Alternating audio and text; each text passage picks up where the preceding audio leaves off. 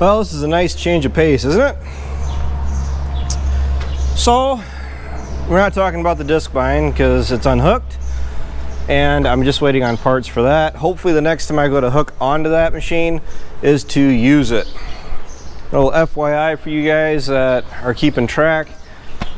Hopefully, by the time you guys are watching this video, I already have hay on the ground, hopefully tedded out, and quite potentially, if not yet, definitely ready to be raked up. But it really just depends on what the weather decides to do, which is the recent change in the weather and the crops taking off and the hay crop. I'd be okay with getting it, at least everything I want to get cut. Really accelerated things around here. I've been working on my 3-point top air sprayer all day, and at least one good day of working on it, pretty well finished it up. The big thing was the liquid control module, which the reason I need this on is that it will control my sections, which will allow me to spray more efficiently, I guess is the best way to say it. And the big thing I'm waiting on, which I'm pretty sure I could do it myself, but Andrew, the guy that sold me that setup, is going to come and wire up everything. I don't need all of these. I mean, it looks kind of intimidating if you think you need to use them all, but I only need 3 of them. So 1, 2, 3, and that'll be done. And then the worst part of it, which I know you guys are looking into the light, but at least you should have a pretty good idea about what I'm looking at or talking about. The biggest thing I had to change on this was this right through here. This holder for this filter housing actually had to be moved. This is where it was, which I could have done a better job cutting that off. Sawzall, and there you go.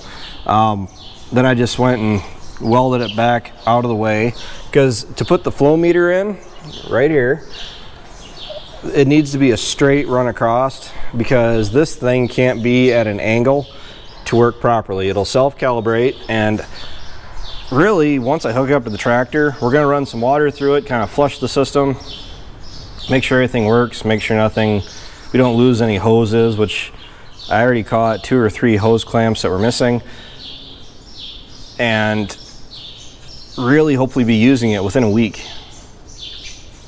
What is today?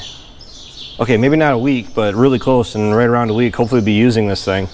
And the plan is to cut, ted, rake, bale, get it off the field, and then get the field, hit it with fertilizer right away. The reason I want to do that is because I'm pushing really hard for 3 cuttings, 3 healthy cuttings, not 3 so-so cuttings, and that's why I put the money into this machine. The section control is going to be really nice, just because I can control if I want the whole thing running or just part of it. I'm going to be making waterways and whatever else, so I can actually go through and fertilize the waterways, because if I'm paying to have the waterways, I'm going to get my money out of it one way or the other, right? So that's done. Just went through. I actually had to relocate some of the hose off of this line, which is why it's ran like that instead of back around where it was all kind of pretty. And I actually needed some hose. This whole piece right here took me 2 trips to the local supply store, just because the first round they didn't have what I needed. So I came home, scratched my head a little bit, and decided I was going to do it a completely different way, because there's more than one way to do it. And I actually had to go back and just get a couple of the banjo style hose clamps. Good to go. All of the, not even sure of the professional name for these, I'm just calling the Tri-Stream, the nitrogen nozzles. I'm going to be putting down either 28 or 32% nitrogen, right around 12 gallons to the acre. And I doubt you guys can really tell, because some of them are offset, but these actually don't sit in, because they lock in. I mean, if you're wondering how I keep these nozzles from being like turned 90 degrees, whatever else, they can't move. I mean, this is it, because that is literally what it is. And you just take it, lock it in, and that's it. But it's actually offset just by a couple degrees. And I imagine that is so you're not running straight across and this stream isn't hitting that stream, because I'm really looking for it to kind of overlap just a little bit so I'm getting full coverage across the whole thing. And that way, the way the weather forecast is looking, if I can do everything just boom, boom, boom, boom, the way I would like, I'd really like to be able to run the nitrogen down right before the supposed rain we're going to be getting, and that way it'll help wash that liquid down into the roots and get the second growth coming up just that quick.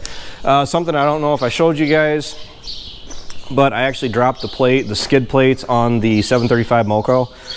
I did that, so I'm leaving a little bit of stubble. I'm not taking first, second cut off at the ground level, which that machine is really capable of doing. What I'm doing is leaving about, well, I dropped the skid plates all the way down. According to the manual, that is about 1.5 inches worth of stubble left, which for grass, it does help it rebound and help it come back a little bit quicker.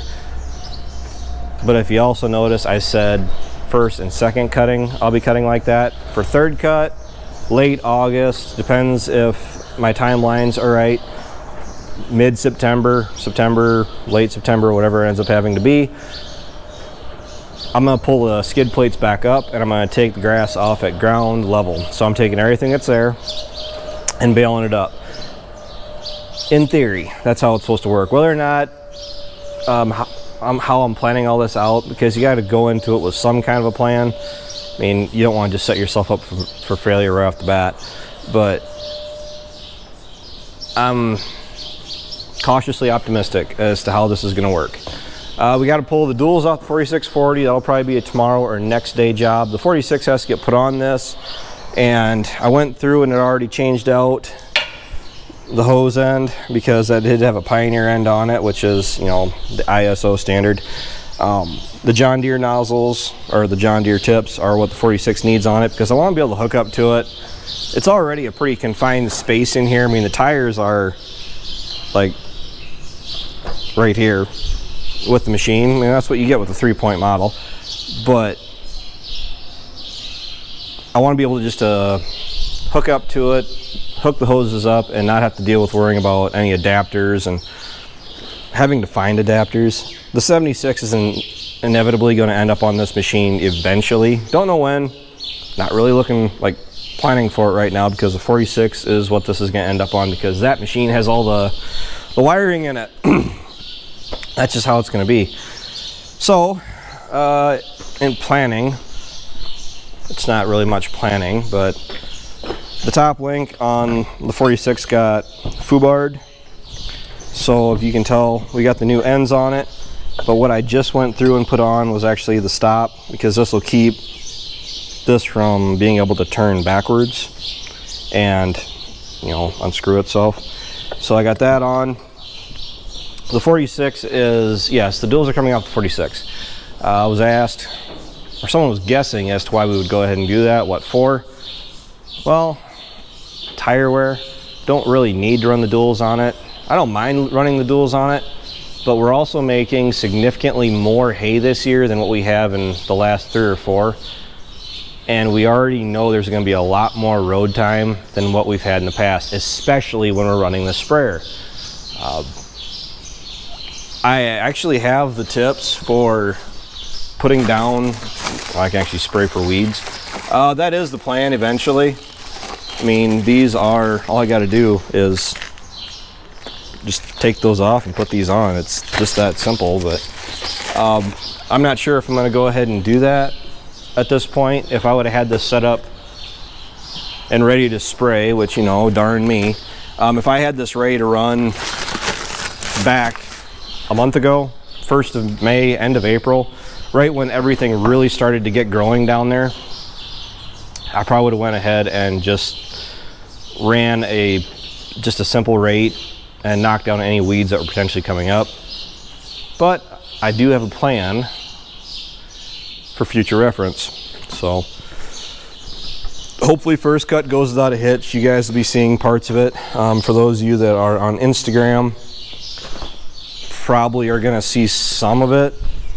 or at least you guys probably already have an idea whether or not we're cutting hay or not.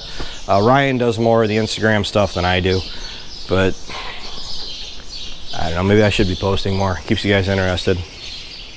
But I'm really happy with this machine so far. It needed a lot of work, more than I would have preferred. It's one of those machines that if I would have went and seen it in person, I wouldn't have bought it.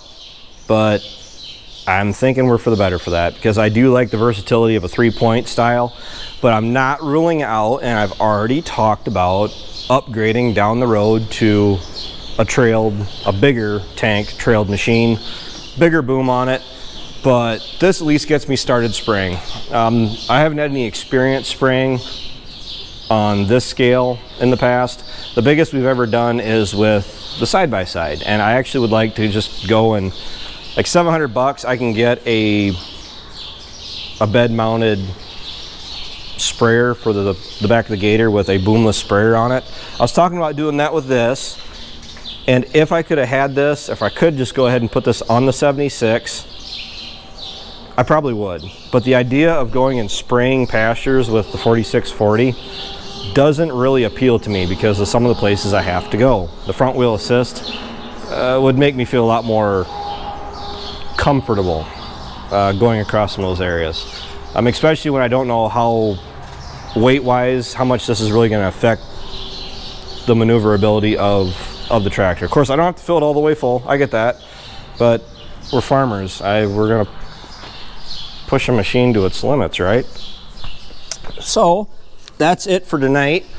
I just have a lot of odd jobs to do. I'm probably gonna go ahead and just wire this up tonight just so it's done. I almost went and got the hay preservative today. The controller has to go in the 76, the 82 and the VT have to be pulled ahead, pull the baler out of the way, pull the grain drill out of the way, because we did use ours for a little bit.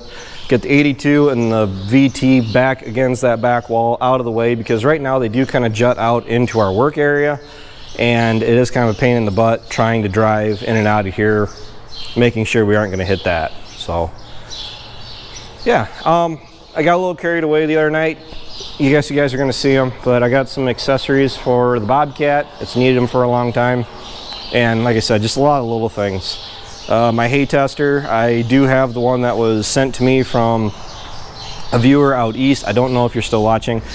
That I actually have a part for that coming, because I do have the part for checking the hay when you put it in like a bucket and you check the moisture there, but I want to be able to check the moisture after I bale it too, the moisture that's in the bale.